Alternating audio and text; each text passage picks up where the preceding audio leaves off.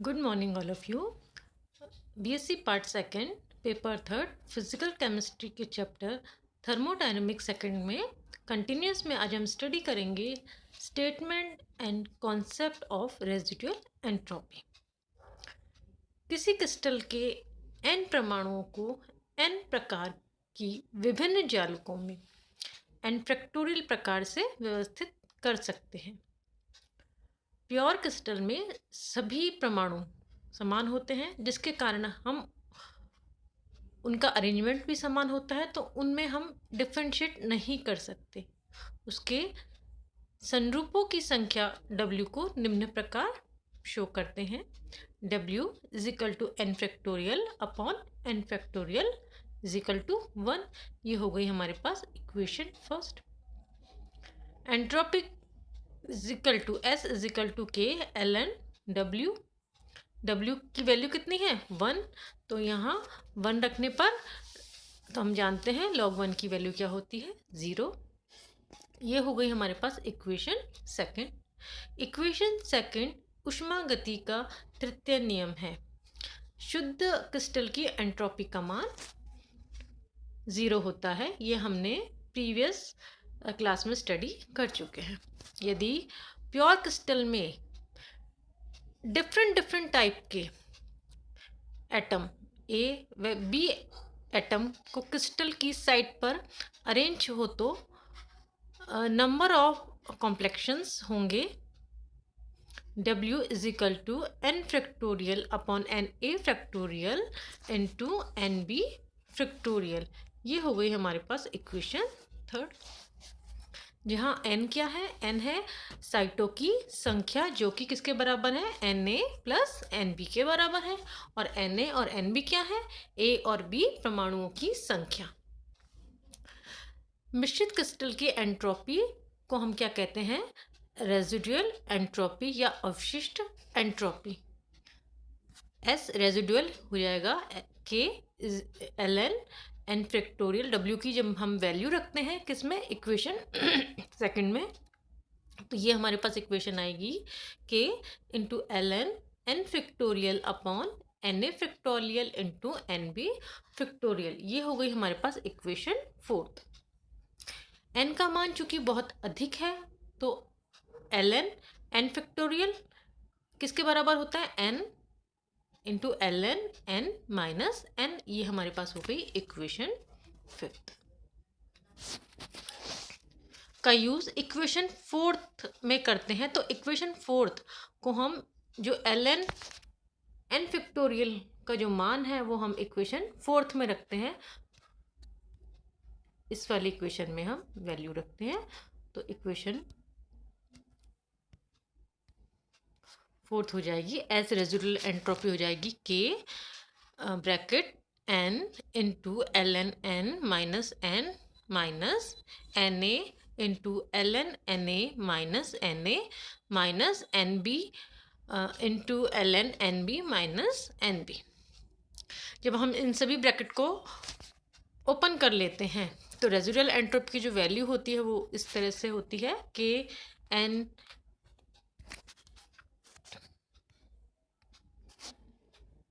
ln n minus n minus Na ln n।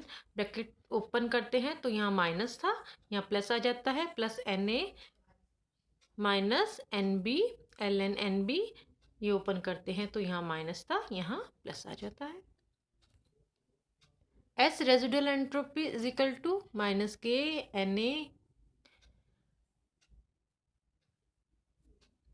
ln Na plus Nb ln Nb minus n ln n। इससे हम mole fraction के form में लिखते हैं, यानी n बराबर हो जाता है Nb प्लस Na। तो हमारे पास रेजिडुअल एंट्रोपी हो जाती है माइनस K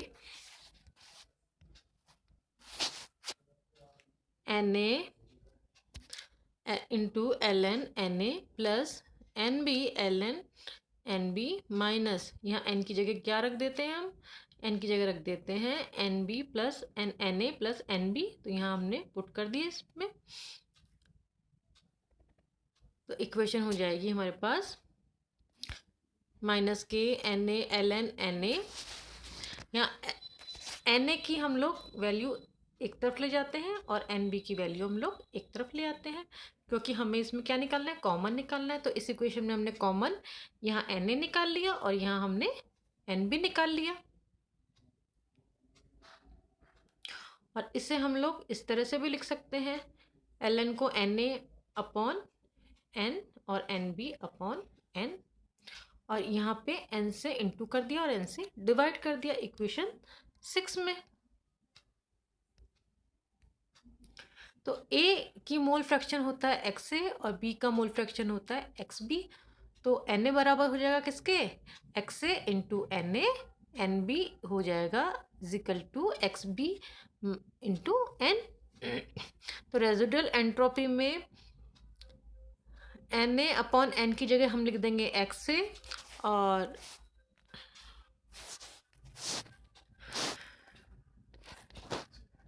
एक्स ए हो जाएगा N A upon N, then X B हो जाएगा एन बी अपॉन एन। तो जहाँ जहाँ हम लोगों ने इक्वेशन 6 में एन ए अपॉन एन, तो वहाँ हम लिख देंगे एक्स ए, तो ये रेजिडुअल एंट्रोपी हो जाएगी एन के bracket X A into L N X A plus X B into L N X B. ये हो गई हमारे पास इक्वेशन 7। चूँकि भिन्न के लघुगुणक का मान नेगेटिव होता है, अतः कोष्टक की राशि का मान ऋणात्मक होगा और कोष्टक के बाहर वैसे ही ऋणात्मक का चिन्ह है, अतः एंट्रोपी का कुल मान क्या हो जाएगा, पॉजिटिव। यदि अर्थात किसी मिश्रित क्रिस्टल की एंट्रोपी का मान सदा क्या होता है, धनात्मक होता है, और इसे क्या कहते हैं, रेजिडुअल एंट्रोपी कहते हैं। डेल्टा एस हो जाएगा मिश्रित की क्रिस्टल की एंट्रोपी माइनस प्योर ए की माइनस प्योर बी की एंट्रोपी। तो प्योर क्रिस्टल की एंट्रोपी की वैल्यू होती है 0, तो मिक्सिंग की एंट्रोपी एन के X A into L N X A plus X B into L N X B. यह एक क्या है, पॉजिटिव क्वांटिटी। नेक्स्ट हम स्टडी करेंगे evolution of absolute entropy from heat capacity data. एक ठोस को उसके क्वथनांक के उच्च ताप T तक गर्म करते हैं, तो इस ताप पर एंट्रोपी निम्न समीकरण द्वारा हम शो करते हैं। ये देख लेते हैं हम किस तरह से शो करते हैं। एंट्रोपी की वैल्यू हो जाएगी CP(S1) upon T dt plus delta HT T small t plus संक्रमण ताप से गलनांक तक के टेम्परेचर पर CP(S2) upon T dt plus delta HF upon TM plus TM से TB temperature CPL upon T dt plus delta HV upon TB CP gas upon T। ये हो गई हमारे पास इक्वेशन फर्स्ट, जहाँ पे डेल्टा HT, डेल्टा HF और delta HV क्या हैं, संक्रमण, गलन तथा ऊष्मा में अवशोषित ऊष्मा, और DT, TM और TB क्या हैं, संक्रमण ताप, गलनांक और क्वथनांक। ST का यथार्थ मान ज्ञात करने के लिए यह आवश्यक है कि प्रत्येक अवस्था के लिए CP का मान सही हो, परंतु CP का सही मान शून्य परमताप या शून्य परमताप के निकट के ताप पर ज्ञात करना संभव नहीं है। शून्य परमताप पर CP का सही मान ज्ञात करने के लिए पहले CP के कुछ उच्च तापों पर, उच्च ताप यानी कितना, 10 केल्विन से 15 केल्विन पर ज्ञात करते हैं। फिर CP तथा LNT जो आप ये देख पा रहे हैं, हम लोगों ने ग्राफ शो करा है, किस किस के बीच में ग्राफ प्लॉट करा है, CP और LNT के बीच में ग्राफ शो करा है। ग्राफ खींचकर एक्स्ट्राप्लोटेशन मेथड होता है कि ग्राफ को आगे और बढ़ाया जाए कि डिबाई T घन नियम का उपयोग करते हुए CP का सही मान ज्ञात कर सकते हैं। CV equal to AT cube. A constant है जो पदार्थ के लक्षणों पर निर्भर करता है। शून्य परताप के निकट, जो हमने प्रीवियस लेक्चर में स्टडी की थी कि शून्य परमताप के निकट Cp तथा Cv लगभग क्या होते हैं, समान होते हैं। अतः एक्सट्राप्लोटेशन से Cp के स्थान पर Cv का उपयोग होता है।